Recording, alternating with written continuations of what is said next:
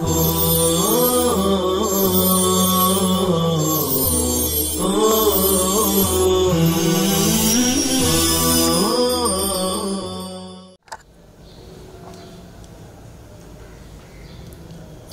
علیکم ورحمۃ اللہ وبرکاتہ۔ بسم اللہ الرحمن الرحیم۔ عزیز طلبہ کرام، یقیناً آپ انشاءاللہ بعافیت ہوں گے اور صحت مند ہوں گے۔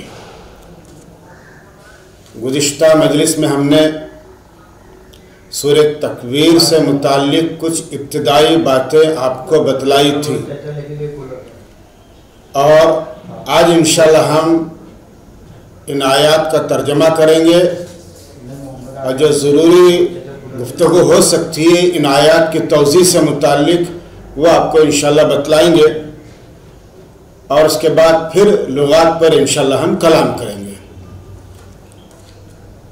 سورہ تکویر، انفطار اور انشقاق یہ ایسی صورتیں ہیں کہ ان کے متعلق حضرت مفتی سعید احمد صاحب پالنپوری رحمۃ اللہ علیہ فرماتے ہیں کہ جو شخص قیامت کا منظر آنکھوں سے دیکھنا چاہے، جو شخص قیامت کا منظر آنکھوں سے دیکھنا چاہے تو وہ سورہ تکویر، انفطار اور انشقاق پڑھ لے، کہ ان تینوں صورتوں میں قیامت کی عجیب منظر کشی کی گئی ہے۔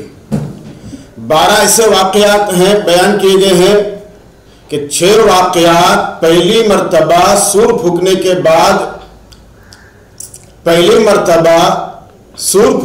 بعد یعنی قیامت کا دن شروع ہونے سے پہلے پیش آئیں گے۔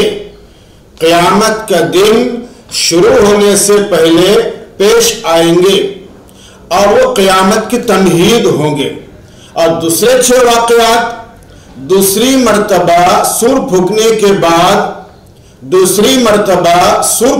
کے بعد یعنی قیامت شروع ہونے کے بعد پیش آئیں گے، اور چونکہ یہ آئندہ پیش آنے والے واقعات ہیں اس لیے ان کی تفصیلات اللہ کے علاوہ کوئی نہیں بتلا سکتا۔ ہم تو اتنا ہی بتلائیں گے جتنا کہ قرآن کریم نے بیان کیا ہے، اور اس سے آگے کوئی انسان نہیں بتلا سکتا۔ تو لیجئے ہم ان آیات کا ترجمہ کیے دیتے ہیں، اور ان آیات سے متعلق جو توضیحی گفتگو ہو سکتی ہے اس کی طرف بھی ہم انشاءاللہ آپ کو اشارہ کریں گے۔ اعوذ باللہ من الشیطان الرجیم، بسم اللہ الرحمن الرحیم۔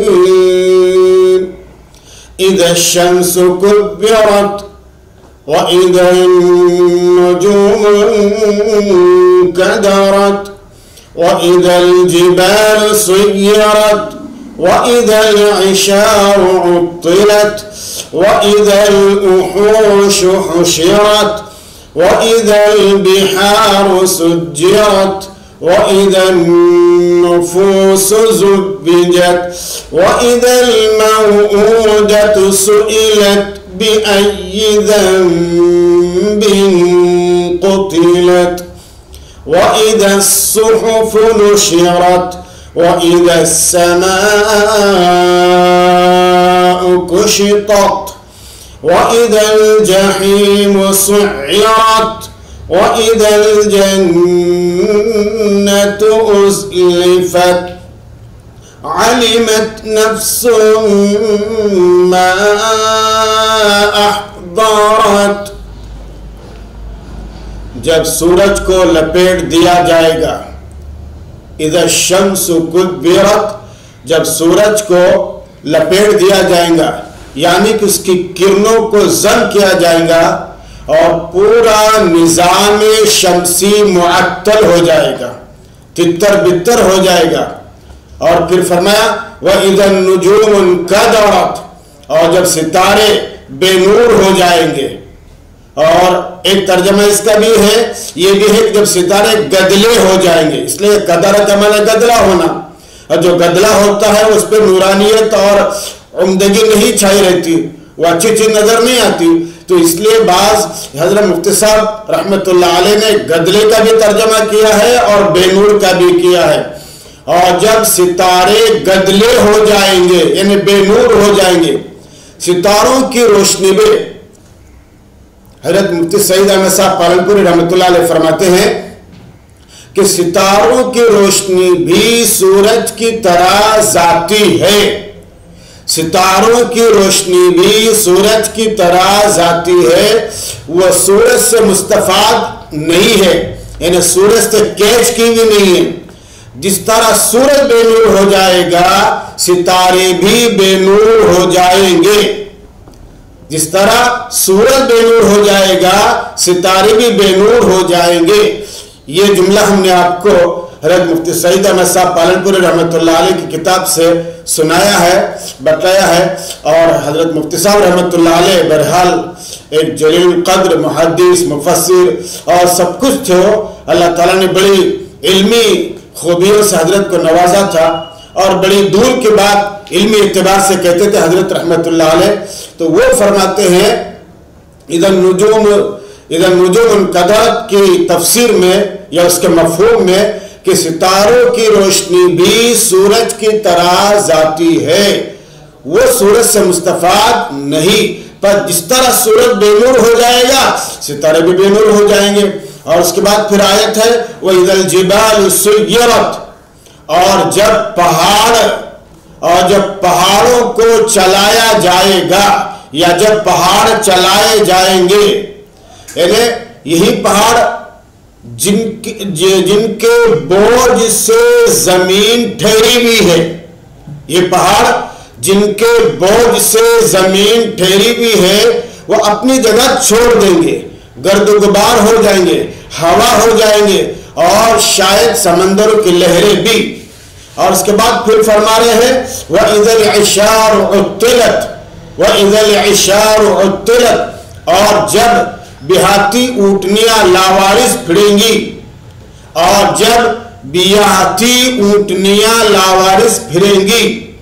عربوں کے نزدیک گابن اونٹنی جس کے بچے کا وقت قریب آ گیا ہو, عربوں کے نزدیک وہ اونٹنی جس کے بچے کا وقت یعنی بچہ جننے کا وقت قریب آ گیا ہو, وہ بہت ہی قیمتی چیز عربوں کے نزدیک تھی.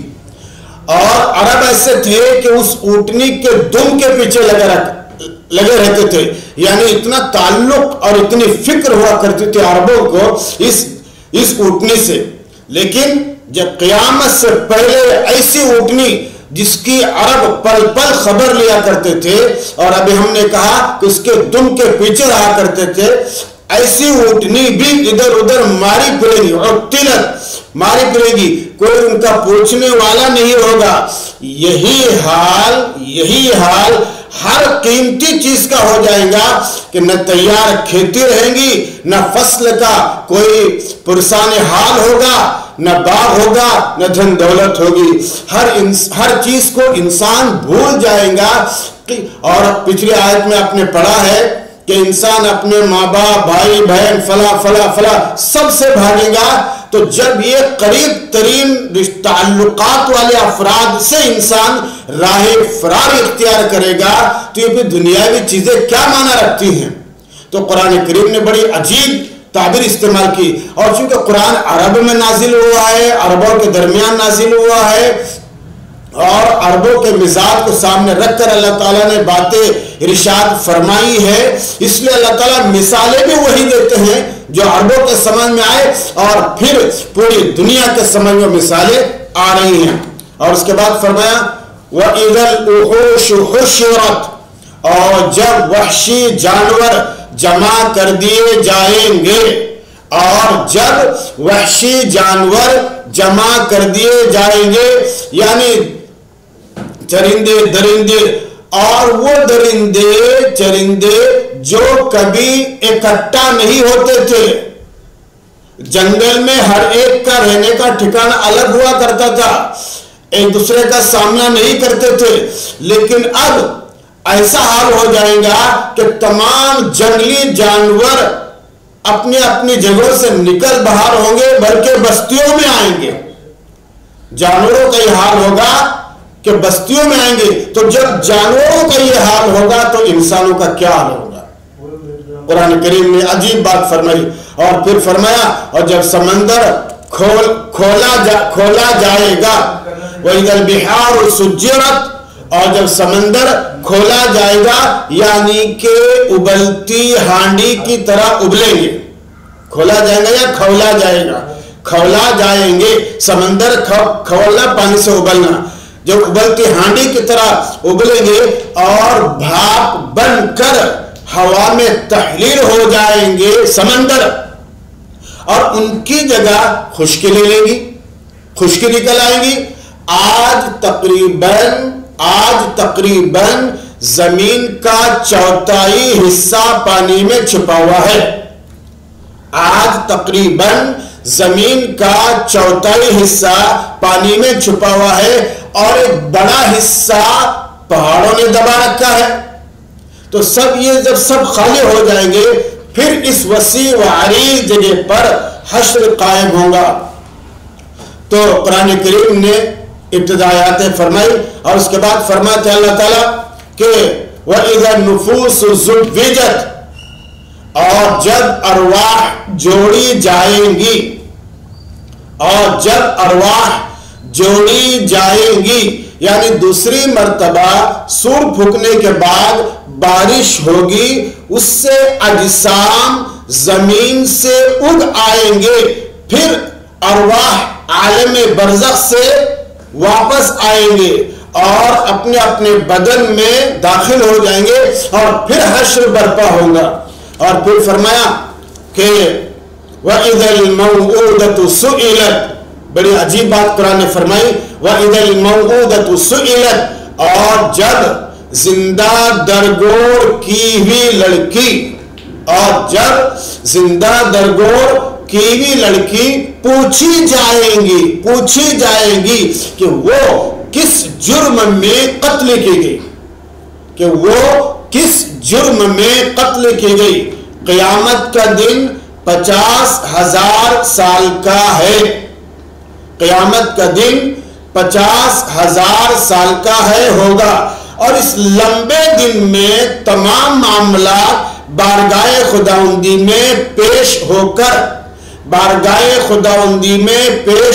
کر آخری مرتبہ فیصل ہوں گے. اور وہ دن ایک سنگین دن ہوگا. اس میں مقدمہ پیش ہوگا کہ جس نے لڑکی کو زندہ دفن کیا ہوگا، درگور کیا ہوگا، اس کے بارے میں پوچھا جائے گا کہ اس لڑکی کا کیا گناہ تھا، اس لڑکی کا کیا گناہ تھا جو اس کو زندہ دفن کر دیا گیا. اس سے لیکن اس موقع پر جس سے پوچھا جائے گا کوئی جواب نہیں بن پائے گا، اور وہ اپنی حرکت پر سزا پائے گا، اپنی حرکت پر سزا پائے گا. اب یہاں پر ایک سوال ہوتا ہے کہ زندہ درگور کی ہوئی لڑکی کے بارے میں سوال کس سے ہوگا؟ اور لڑکی سے سوال نہ کیے جاتے ہوئے لڑکی سے سوال کر کے آپ کے پوچھا جائے گا کہ تجھے کس نے زندہ دفن کر دیا، کیوں؟ تو لڑکی سے سوال ہوگا مگر اس کے باپ کے سامنے ہوگا، اس کے باپ کے سامنے ہوگا. کیوں؟ تاکہ لڑکی کی مظلومیت اور باپ کا ظلم واضح ہو جائے. لڑکی کی مظلومیت اور باپ کا ظلم واضح ہو جائے.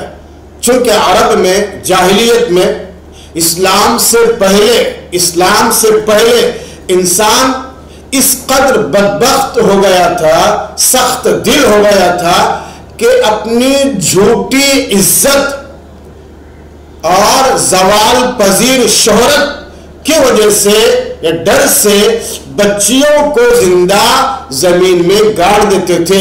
اللہ تعالیٰ نے قرآن پاک میں کئی جگہ اس بدترین عادت کو بیان بھی فرمایا ہے. یعنی قیامت میں فیصلہ ہوگا، معاملات میں فیصلہ ہوگا، ہر چیز میں فیصلہ ہوگا، اور اس خاص معاملے کا ذکر اس نقطۂ نظر سے کیا ہے، اس خاص معاملے کا ذکر اس نقطۂ نظر سے کیا ہے کہ اس حرکت کی قباحت، اس کی برائی ذہنوں میں بٹانی مقصود ہے کہ کسی زندہ جان کو، جبکہ اس کی بیٹی بھی ہو، زمین میں گاڑ دینا کس قدر ناپاک حرکت ہے، کس قدر بدترین حرکت ہے۔ قیامت میں اس کی سخت ترین گرفت ہوگی۔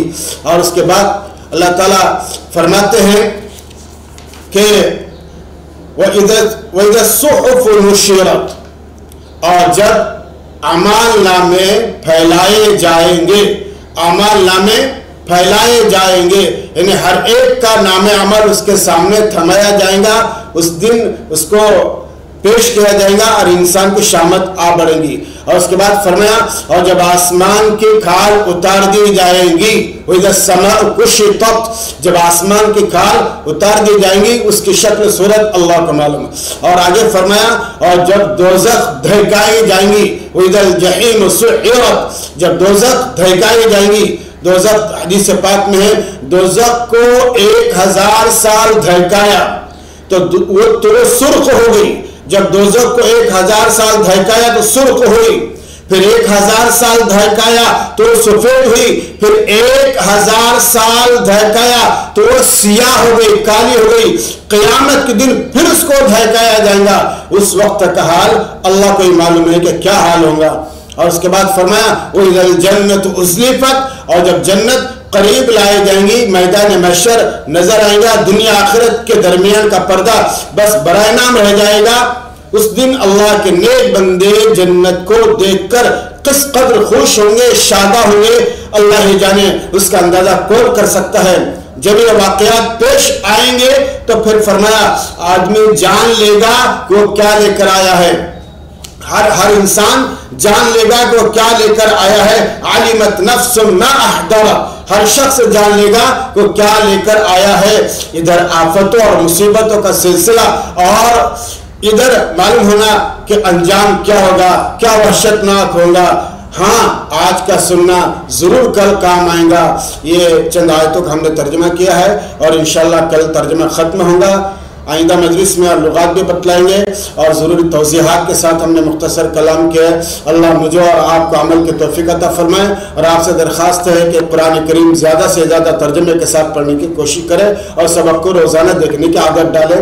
والسلام علیکم ورحمۃ اللہ وبرکاتہ۔